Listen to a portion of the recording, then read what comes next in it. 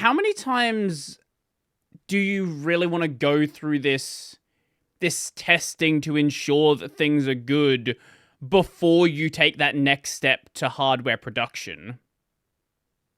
It is very much you want to do it as much as possible until you are confident enough that it's going to work, Mm-hmm. which is kind of just like how high can I scale this up before routing fails?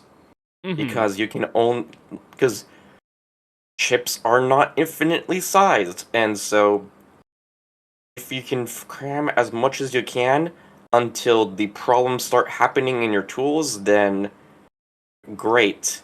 Once you start having problems with your tools, and you're like, time to scale it down just a little bit more and see what you can fit on that amount of density you have. Mm-hmm. Mm-hmm.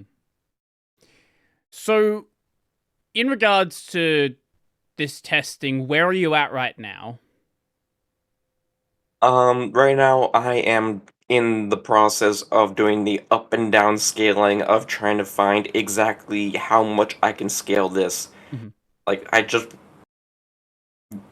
like this morning I was able to check on it and see that after 23 hours and 40 something minutes that it failed at like 3 o'clock in the morning because it one of the checks failed, Mm-hmm. Mm-hmm.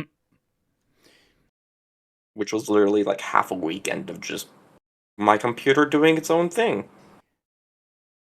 Well, on that note, there, how long have each of the steps taken so far? So, the design stage, and now into the testing stage, and I guess obviously that would lead to redesign as well.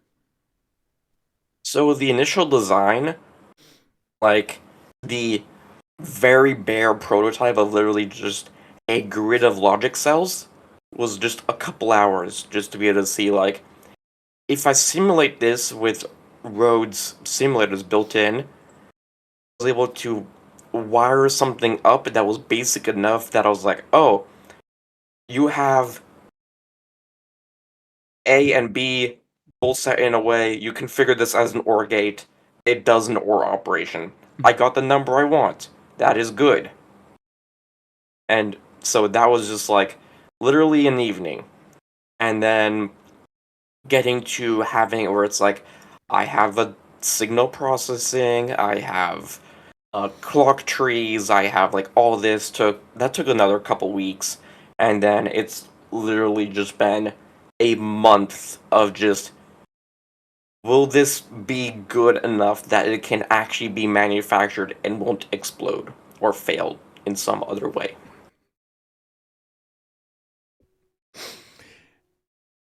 Right. How long do you? Maybe it's a hard thing to answer. How far away do you think you are from being ready to go to the next stage?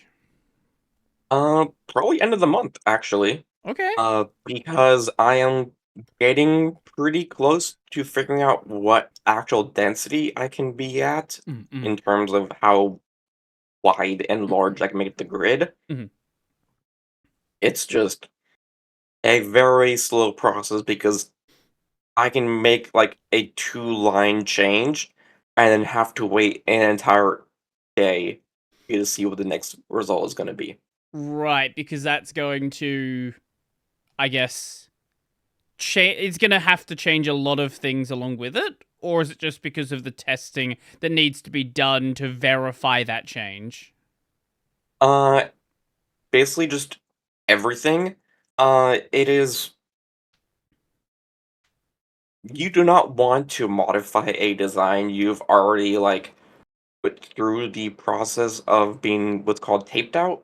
Mm-hmm. So tape out is the entire process of going from Verilog to having that GDS file that is like describing everything for it to actually be manufactured at like TSMC or whoever. Mm-hmm. Mm-hmm. Right. Okay. um, where did we go? Sorry, I forgot. I lost track of where we're going from here. Um, sorry, my bad. Um, you said Testing. Where were we going? You were saying how long until like getting this actually like Yes. manufactured? Thank you. Yes. Um. Well, what is the next step from here? When things are ready, what happens then? Then I get to have the fun of giving it over to Wafer Space, Mhm. Wafer.space, which is a Singapore chip manufacturing company that uses the Global Foundries GF180 MCU process node, which is a 30-year-old process node. And so, in comparison, a lot of people are on 7 nanometer. But Aha. even that is still kind of fading out a little bit because of 4 nanometer. And then you have things like Intel 18A, which is 1.8 nanometer with about 18 angstroms, Aha. which I do not want to be spending millions of dollars. And so Waferspace allows you to get 1,000 chips for $7,000. That's USD. That is considerably more affordable. Yes. The problem is you're stuck with a 30-year-old process node. Uh, the benefit of a 30-year-old process node is it's cheap. Everyone knows it. It will likely have a very good yield. Mm-hmm. Because as you go to bigger transistor sizes, um, the chances of physics screwing up less is less. That makes sense. Right. I would assume that the smaller it gets, then you start getting into. Well, then I would assume if you make it smaller, there's much tighter tolerances for a lot of these issues that can happen. Yeah, and it also depends on how many tracks, which are also known as like the layers of your actual silicon. Mhm. The effectively the more dense you make it, and like the more layers you try to stack up inside the silicon, Mhm. the more problems you can get Mm. because you're kind of playing a gamble of just how physics works, especially with just how you manufacture the silicon, which a lot of times nowadays it's a maskless process.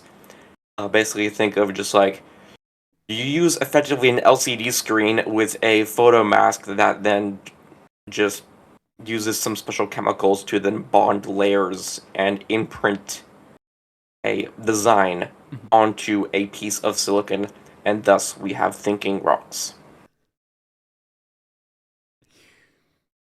So with this process node, I obviously you don't have the millions to do whatever Intel's doing.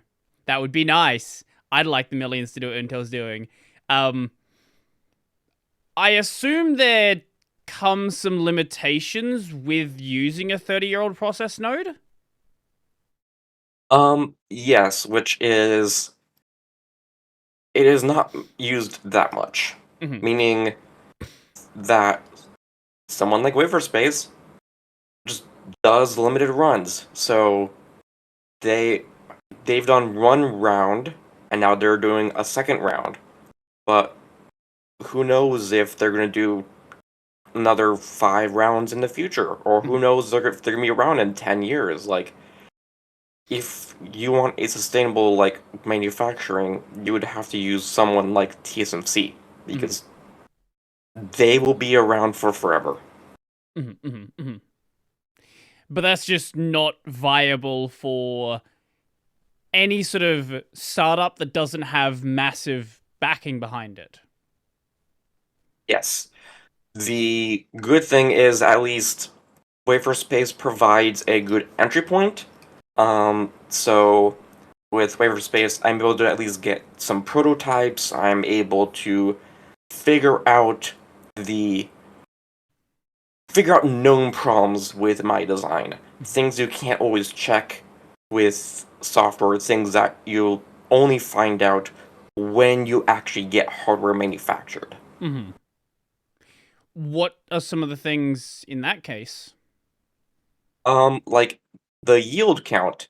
like the number of chips that are dead versus half broken versus actually fully working. Mhm. Being able to also figure out some of the weird physics problems, like how fast you can clock the chips, a little bit of the voltage constraints, because even though this is, I am telling it to use 5 volts, because of physics, sometimes 5 volts is not always 5 volts. So if you have like a AA battery, if you monitor the voltage over time, it slowly drops off. Mhm. And if you always get a new AA battery, it is never going to be at the exact voltage you want.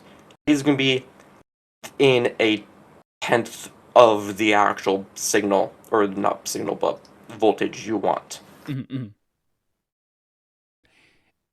What sort of problems does that cause? So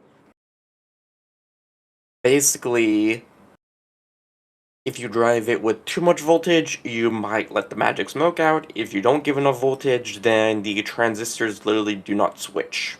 Mhm. Mhm. And you want transistors to switch states because that's what they do.